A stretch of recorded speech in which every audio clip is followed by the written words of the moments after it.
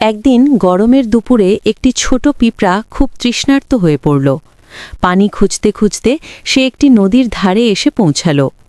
নদীর ধারে উঠে পানি পান করতে গিয়েই হঠাৎ পা পিছলে নদীতে পড়ে গেল পিঁপড়াটি। ছোট্ট পিঁপড়াটি জলে ভেসে যেতে লাগল আর বাঁচার জন্য প্রাণপণে ছটফট করতে লাগল। ঠিক সেই সময় নদীর ধারে একটি গাছের ডালে বসেছিল একটি পায়রা। সে দূর থেকে সবকিছু লক্ষ্য করল।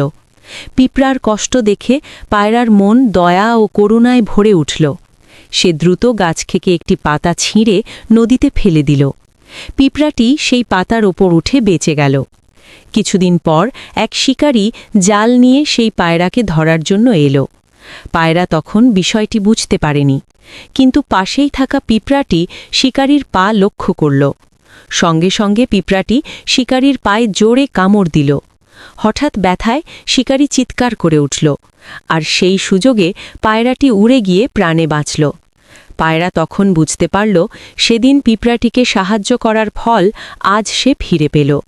ভিডিওটি ভালো লাগলে সাবস্ক্রাইব করে দাও।